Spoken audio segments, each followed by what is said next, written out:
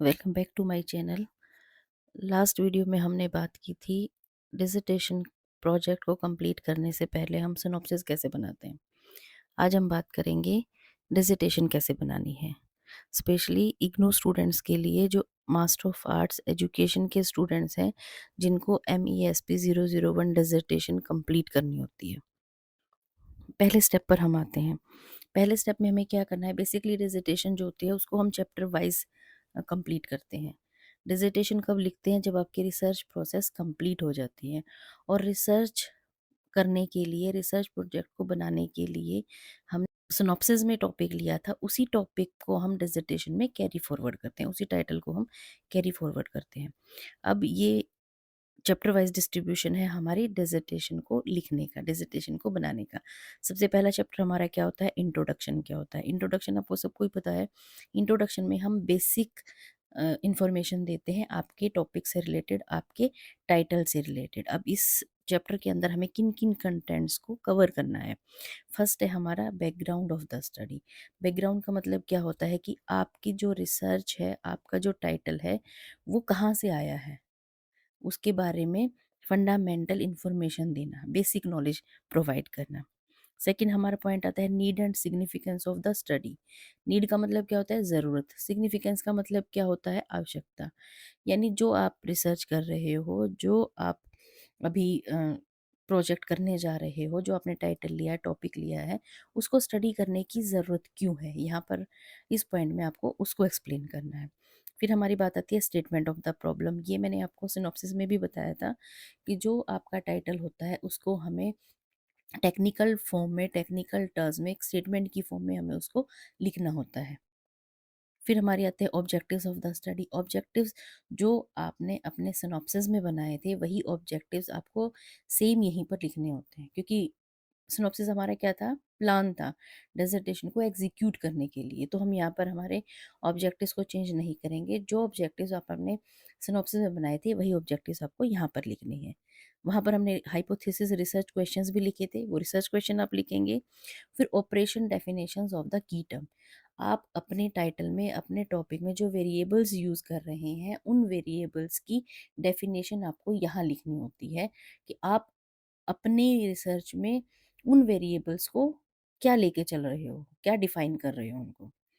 Last step हमारा क्या आता है, डिलिमिटेशंस ऑफ द स्टडी। डिलिमिटेशन हमने सिनॉप्सिस में भी किया था। डिलिमिटेशन का मतलब क्या होता है, हमारी रिसर्च किन किन एरियाज में लिमिटेड है, कहाँ कहाँ हमने उसको लिमिट किया हुआ है। ये हमारा चैप्टर वन होता है। चैप्टर वन में आपको ये सारे की सारी इंफॉर्मेशन देनी होती है। फिर हम चलते हैं नेक्स्ट चैप्टर की तरफ, चैप्टर टू। चैप्टर टू हमारा क्या है, रिव्यू ऑफ रिलेटेड लिटरेचर। ये भी आपने अपने सिनॉप्सिस में मेंशन किया हुआ है, लेकिन वहाँ पर हमने ब्रीफ में लिखा हुआ है। यहाँ पर आपको क्या करना है, एक डिटेल स्टडी बतानी है। आपके टॉपिक से रिलेटेड आपसे पहले कौन कौन सी रिसर्च हो चुकी है, और लोगों ने, और रिसर्चर्स ने या और स्टूडेंट्स ने इस पर्टिकुलर टॉपिक पर पहले क्या स्टडी किया है।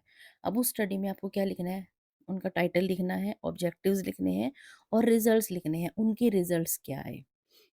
ये सारा आपको लिखना है review of related literature chapter two में। अब इसमें आप क्या क्या लिखेंगे, कॉन्सेप्चुअल थियोरटिकल बैकग्राउंड, यानी रिव्यू क्या होता है, रिलेटेड लिटरेचर क्या होता है, ठीक है, इसकी ज़रूरत क्यों है, क्यों हमें रिव्यू करना चाहिए, कहाँ कहाँ से रिव्यू करना चाहिए, रिसोर्सेज कौन कौन से हैं, जो हमने सिनॉप्सिस में मेंशन किया हुआ है।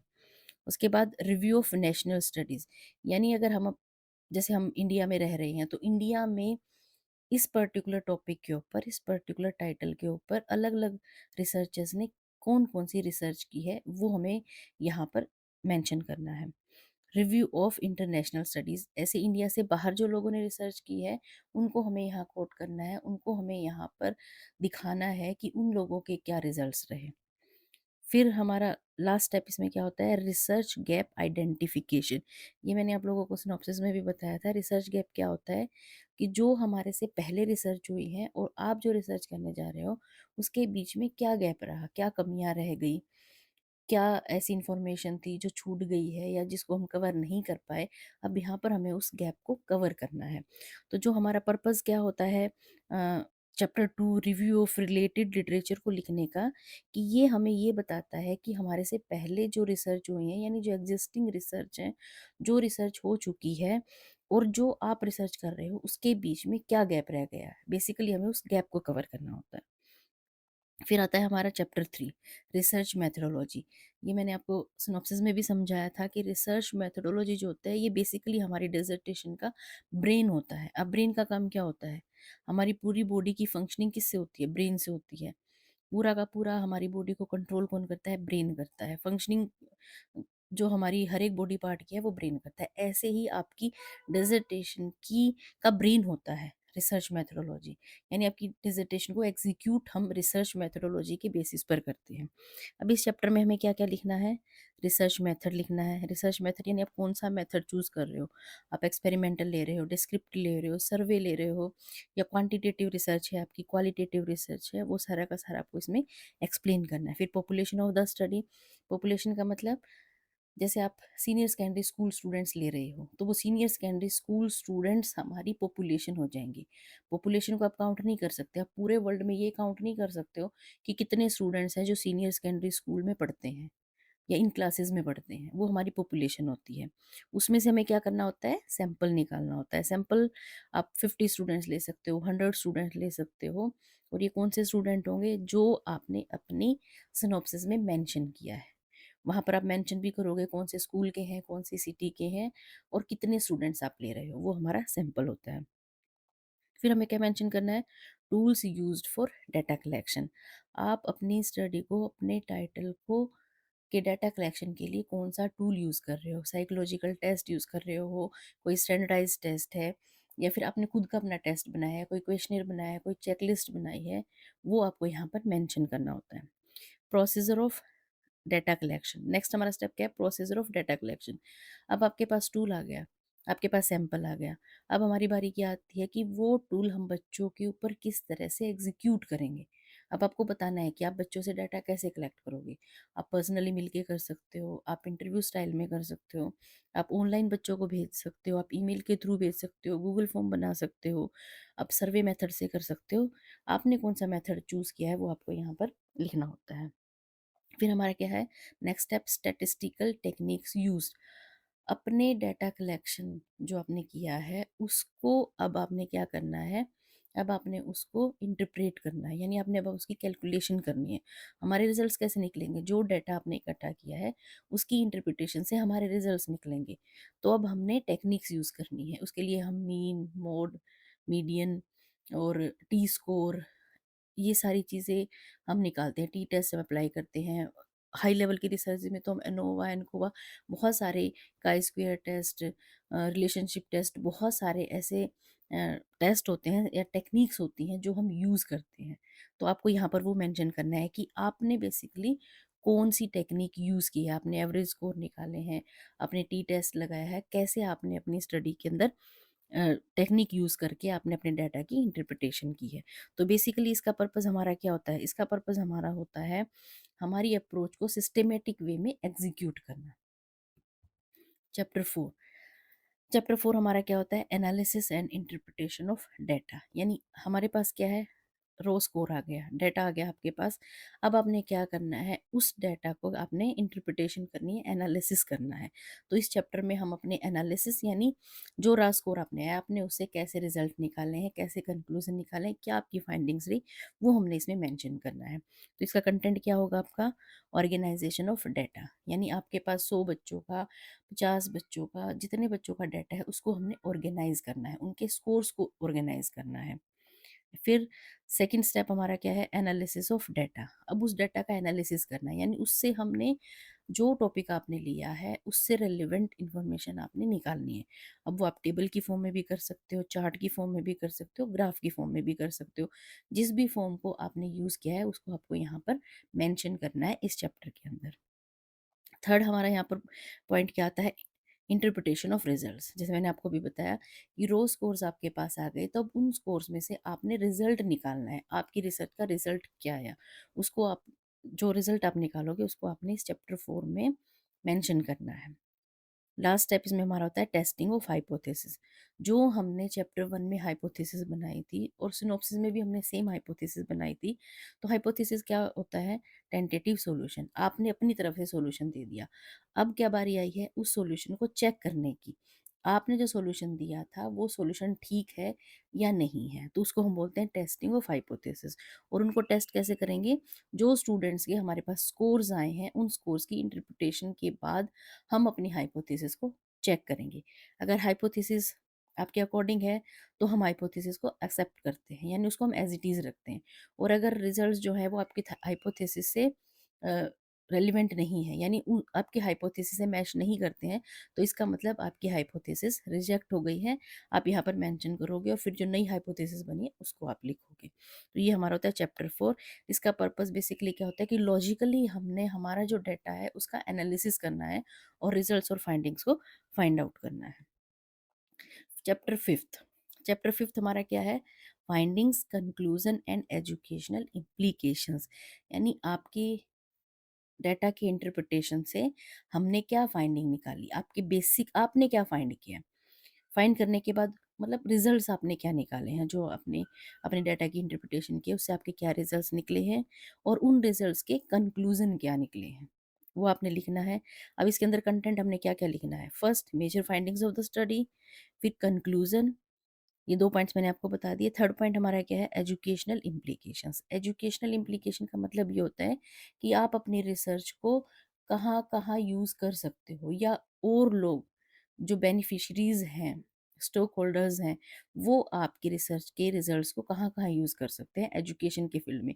स्टूडेंट्स यूज़ कर सकते हैं, टीचर्स यूज़ कर सकते हैं, एडमिनिस्ट्रेटर्स यूज़ कर सकते हैं, प्रोफेसर्स यूज़ कर सकते हैं, काउंसलर्स यूज़ कर सकते हैं। तो उसकी इम्प्लीकेशंस कहाँ-कहाँ होंगी, यानी कहाँ-कहाँ हम उसका बेनिफिट ले सकते हैं। फिर लिमिटेशंस ऑफ द स्टडी, जो मैंने आपको डिलिमिटेशंस बताया था वही आपकी लिमिटेशंस होती हैं, वही आपको यहाँ पर लिखना है। लास्ट पॉइंट आप देखेंगे इसमें क्या लिखा हुआ है? Suggestions for further research. यानी अगर आपके टॉपिक से रिलेटेड, आपके टाइटल से रिलेटेड कोई और स्टडी करना चाह रहा है, तो आप उनको क्या सजेशंस दोगे? कई बार क्या होता है कि आप जब रिसर्च कर लेते हो तब आपके माइंड में ये आता है कि मुझे ये भी ऐड कर लेना चाहिए था, मुझे इस वेरिएबल की जगह ये वेरिएबल ले लेना चाहिए था, या सैंपल मुझे इतना ले लेना चाहिए था। तो वो सारे सजेशंस आप फर्दर रिसर्च के लिए, लोगों के लिए यहाँ पर लिखते हो। तो इस चैप्टर को लिखने का हमारा पर्पस क्या हुआ कि जो आपकी प्रैक्टिकल यूटिलिटी है उसको डिफाइन करना। लास्ट हमारा क्या आता है? रेफरेंसेस। जैसे आपने सिनॉप्सिस में रेफरेंसेस लिखा था, रेफरेंसेस में क्या लिखा था? कहाँ कहाँ से आपने इंफॉर्मेशन ली है, चाहे वो बुक है, चाहे वो जर्नल्स हैं, चाहे वो वेबसाइट है, चाहे किसी डिजिटेशन से लिया, वो सब कुछ आपको यहाँ मेंशन करना होता है। आप अपनी डिजिटेशन को प्लेगरिज्म फ्री बनाएंगे, तो आपको यहाँ यहाँ हर उस बुक को, जर्नल को, उस सोर्स को आपने यहाँ पर मेंशन करना है, उनको क्रेडिट देना है कि मैंने यहाँ से ये इन्फॉर्मेशन ली है।